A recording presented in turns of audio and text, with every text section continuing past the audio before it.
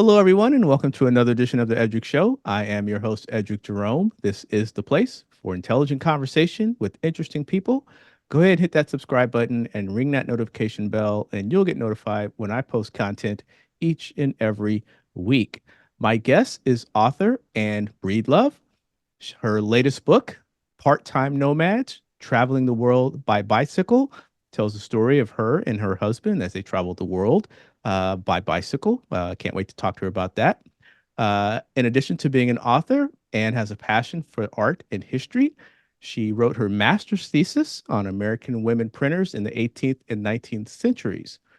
In addition to writing and performing, Anne now happily juggles her time between art, bicycling, gardening, and her grandchildren. Anne, welcome to the show. Thank you for having me. My pleasure. So let's start out. Tell me about your book, Part-Time Nomads, Traveling the World by Bicycle. Well, in 2008, my husband and I decided to retire young. We felt we had enough money if we traveled by bicycle cheaply off the radar, that we could swing it, and it was a better thing to do when we had younger bodies than older bodies.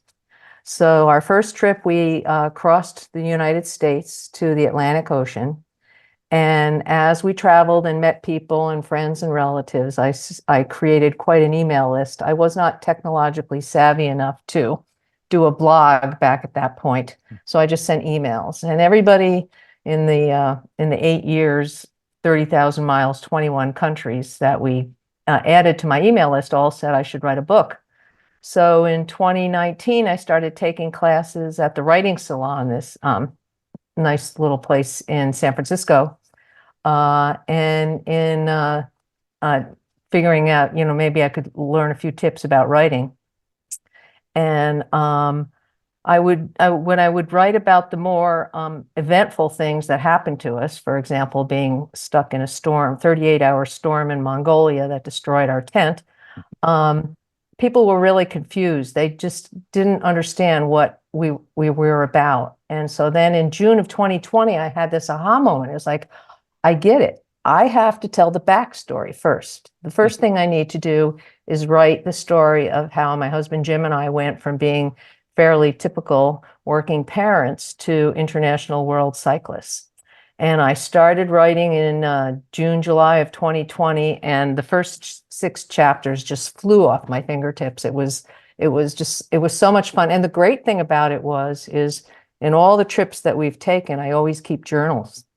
So I yanked out all these journals and the sketches that I did and the photographs that I had and the brochures and the maps. And for that next year of COVID, I was traveling again. So that's what I did. And then after a year and a half of writing, then I spent about a year figuring out how to polish it and try to get it published. And then I spent about a year getting it published. So.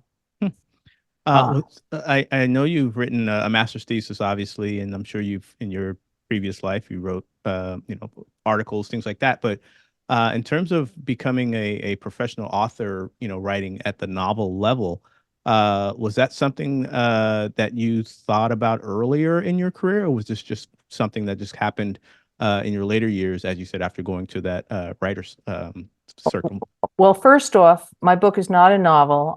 I'm not a fiction writer. I write nonfiction. I'm very grounded in history and chronology and storytelling. That's what I first fell in love with, even in 5th grade when the social studies textbook. I still remember how much it impacted me.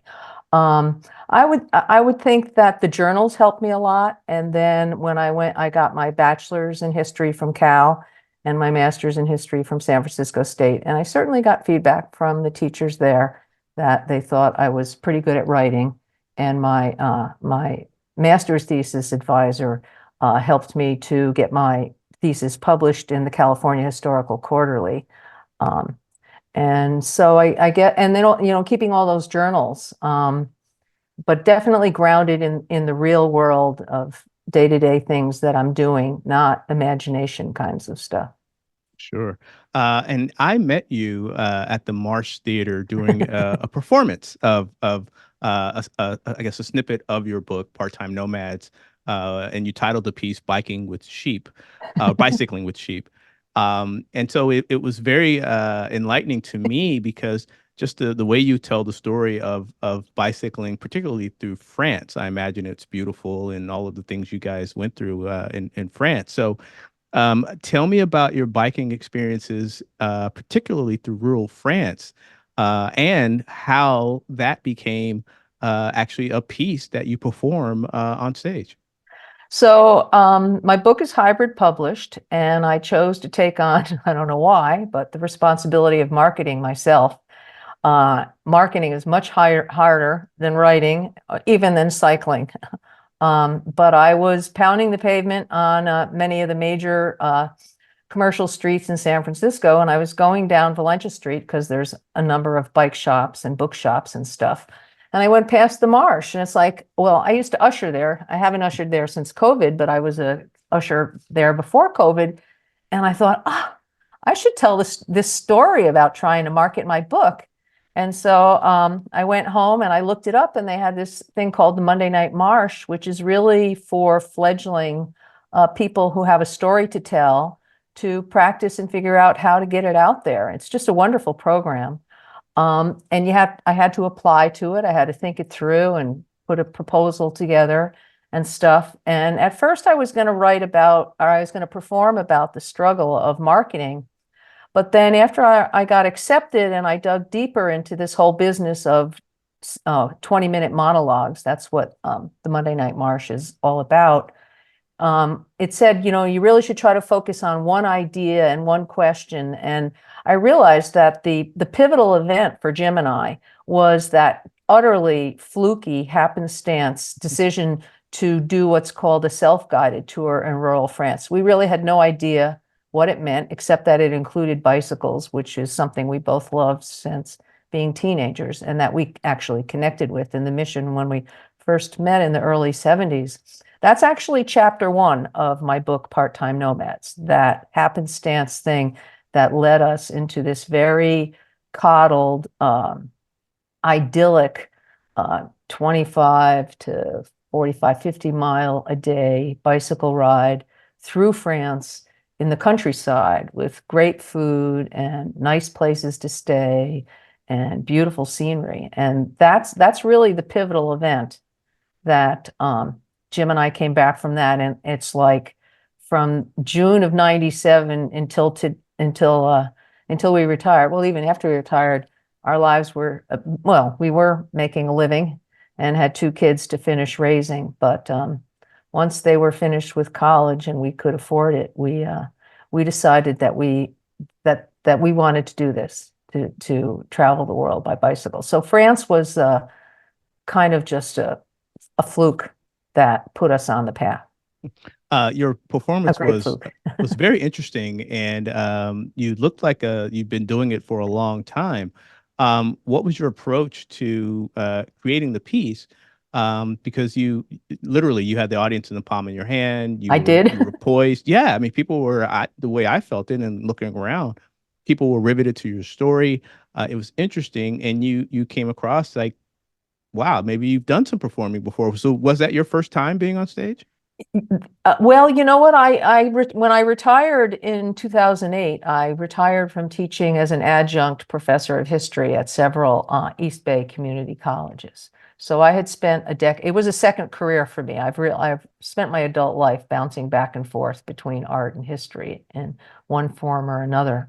And so I spent a good decade lecturing in front of students. And when I did retire, some people said, "Oh, you should keep your online courses. I mean, what the heck, keep the money, keep your toe in it." But we knew we wanted to travel really way out there where internet might not be available. And I also knew that the most riveting part of teaching for me was the classroom, the talking about the people in the past who got to a fork in the road and decided to go this way or that way, and the impact that it had on them or those around them.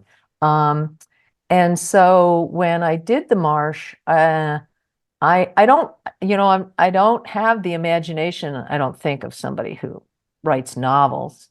And I don't think I have the desire to be an actor or performer like the 2 other people who performed with me that night at the Marsh. But after during and after that first night, though, I found it very difficult because I couldn't see it. The lights were such that I could not get a reading at all on who was out there. I found that a little bit disorienting to not be able to read the room and see how I had no idea how it was coming across. So it's nice to hear what you had to say. But I came to realize that actually what I was doing was an oral version of my book or of teaching in the classroom, that I'm more of a storyteller about adventures and things that happened. And I'm fairly extroverted, and when I'm talking about something I like, I can get pretty animated. And so I think that's what happened, and that helped me a lot in the second performance as well, because the Monday Night March has you do a performance 2 weeks apart from each other so that you can learn from it and stuff. But I think I did come away from it knowing that I'm not really an actor that absorbs and becomes somebody else, but more on myself, telling stories that have meaning to me and seeing if I can connect with the listeners. One of the anecdotes you talk about in the piece on stage and also in your book is the advice or the information you received from a couple who had bike traveled prior to you guys going, and how you learned some things from them, but then your experience was totally different. So in that vein, my question is, what advice would you give to a couple or someone who's thinking about embarking on a bike tour, or maybe a country they've never been in, or a country where they don't speak the language? What are some of the learnings that you can share about your experiences, given that you've, traveled over 30,000 miles and been in, pretty much every continent? Well, one thing for sure is that Jim and I got lucky and started small, and we took our time. We didn't even know what in 97, when we came back from France and decided we wanted to try to figure this out, we had no idea that in 2008 we would be, crossing the US, crossing Australia, bicycling Southeast Asia. We just were like, we want to figure out how to do this. So we really took it in baby steps. I mean, long distance bicycle travel is a very difficult taste to acquire that most people are not going to acquire. But if you do acquire it, it's just utterly addictive. And we were lucky enough that Jim's strengths and my strengths working together, we complemented each other enough to have pretty much everything you needed to have to get started. Our first trip, we did credit card camping in the Sacramento Valley, where we just put a few clothes and a toothbrush in a pannier and took off from the town of Auburn, and figured we'd find a place to stay every night. Well, I think the fourth night we got to a town almost at dark, and there were no hotels. So we had to keep bicycling in the dark to get to Highway 5, to the freeway interchange, to find a hotel to spend the night. Wow. So from that trip, Jim said, well, maybe we should get a tent and 2 sleeping bags. So then the next trip was a one-nighter with a tent and 2 sleeping bags. And we went to a campground with just sandwiches and chips and cookies and fruit. And there was this huge convention, and everybody was having this potluck with all this wonderful, delicious cooked food. And they invited us to join them.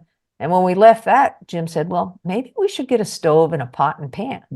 And then the third trip, we did like 2 nights with the stove and pot and pan. And, we started in the East Bay, and then we went to the North Bay, and then we went a little farther north than that, up to Humboldt and Siskiyou, and we went to Lassen.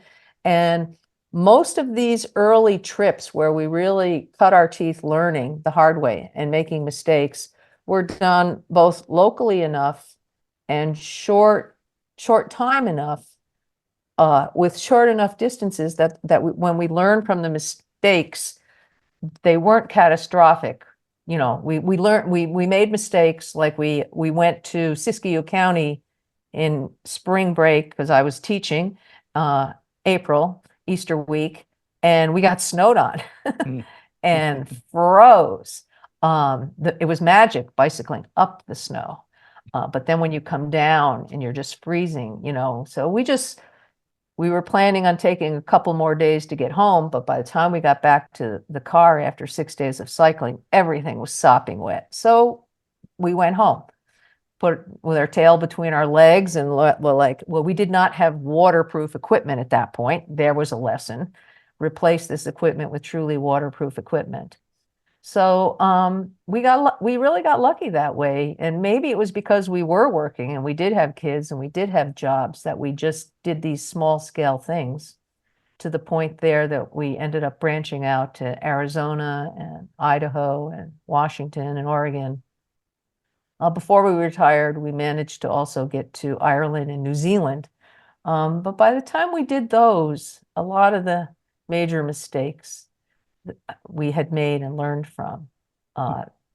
So did I answer your question? You I did. got You carried did. away there, No, I no, no, think. that's fine. Because the follow-up is you've been to some of the most remote places on Earth, right? I mean, you mentioned Mongolia, places like that. So, um, how do you get over for people who might have fear or maybe not understanding the language or the culture, or how do you get past, or how did you guys get past that to cycle in some of these remote places?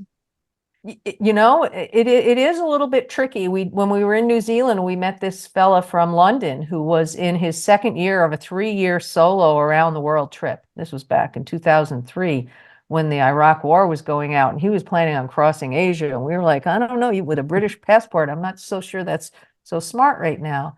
But he talked about how you're always afraid of something that's 2 or 3 days ahead of time, but then when you get into it, you read the signals and it's not so difficult. The other thing that happens with cycle travel is you can't be in a rush. Mm. You can't have an agenda, and you can't, if you do, you're not traveling the way that you're meant to travel. Because if you can let go of that business and be comfortable with going with the flow and accepting the hard things that happen, like in New Zealand, Jim got a flat tire in such a way that he had to take out my sewing kit and sew the side of the tire so that we could limp ourselves to a town. You just kind of read the landscape. Also, when you're traveling by bicycle the way we are, you're really traveling under the radar and on the back roads. I mean, you want to be away from traffic where you're much more likely to just see regular people living lives. Mm. You're not really a tourist so much as you're someone who is going through a local landscape and seeing what the people are. And more than once, we had strangers invite us to spend the night in their homes because on the one hand, when people see a bicycle as heavily loaded as ours were, sometimes they're very worried about us, that there must be something wrong with us that needs to be fixed. But on the other hand, there's something endearing about us that people want to get to know us. It's like, how could you even possibly think this up? And so we've been invited into homes. So we started local, and then as we gained confidence, we went to more and more exotic locations. But always the impetus behind us was to experience the local place the way the local place is, not go there and say, you have to accommodate me and entertain me so that I can tell stories about being on vacation when I get home, but to experience it more simply and more locally. And we did it. Some of the trips we took, like when we went to Southeast Asia, there's no way if you had told me in 2000 that I would be bicycling from Hanoi to Bangkok, I would have thought you had lost your marbles. But by the point we did it, we felt pretty confident about it. I would be remiss if I didn't ask you a history question because I also had an undergrad in history, and I'm a graduate of San Francisco State, so I have an Oh, affinity for people who are history majors.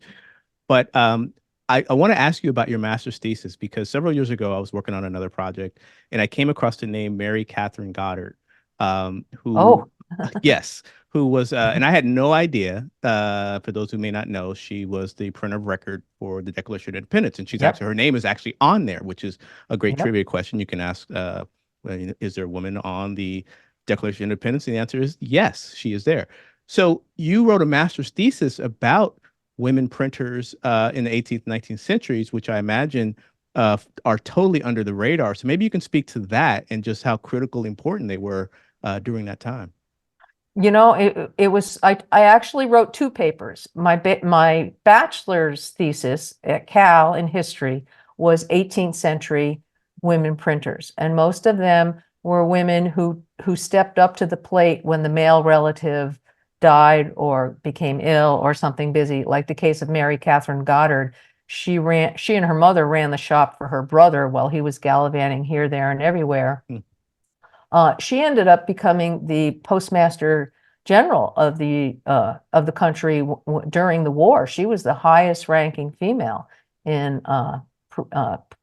pre-US, pre-1789 US government as it existed.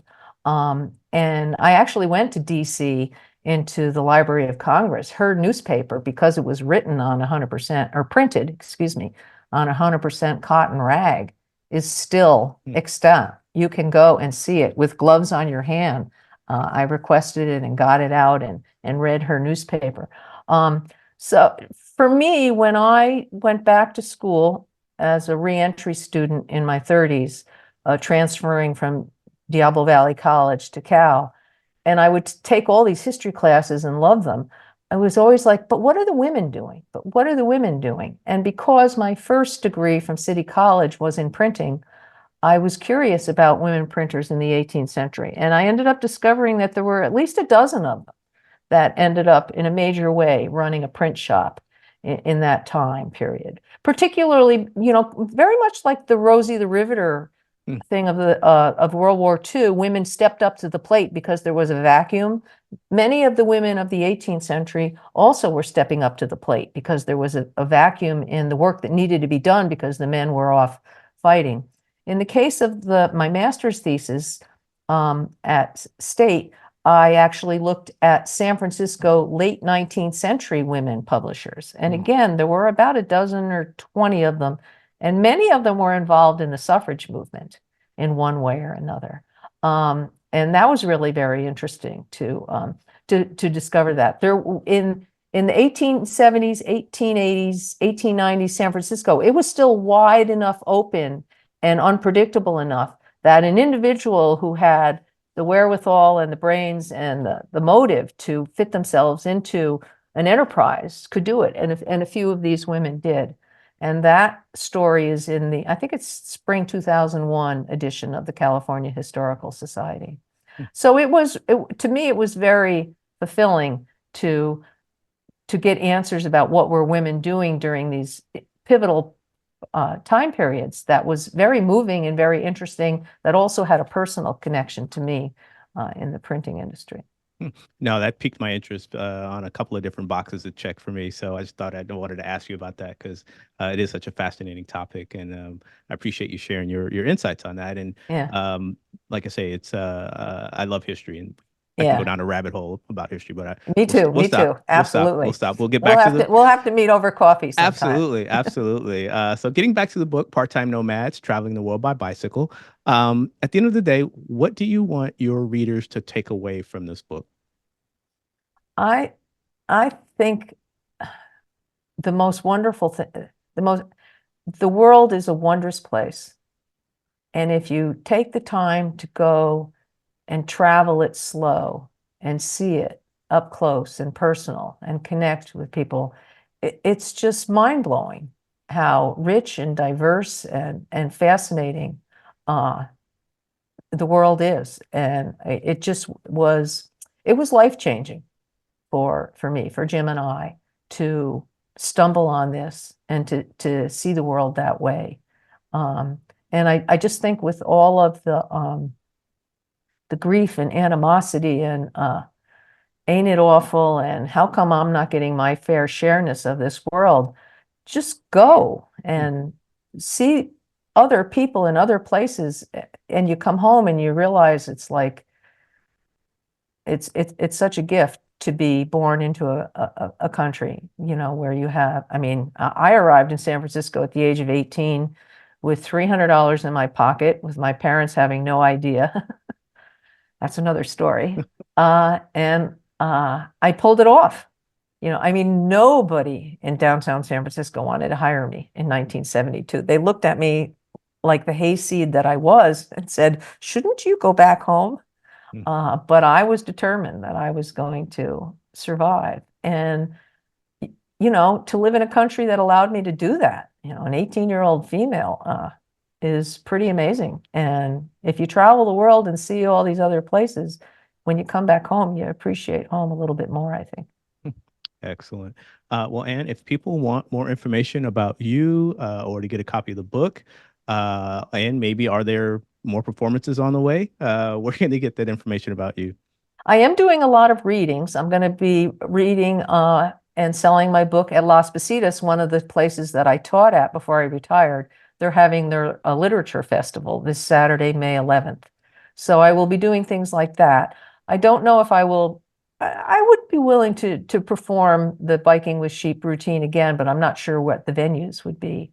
I do have a website, annmbreedlove.com. And my book is for sale on the internet with all the usual suspects, the commercial ones. Also, if for those who do not wish to reinforce the monopoly of the book selling industry, bookshop.org is a good alternative on the internet that's less commercial and more equitable. And yeah, I guess you can find me on my website too. You can find some of my art on my website as well.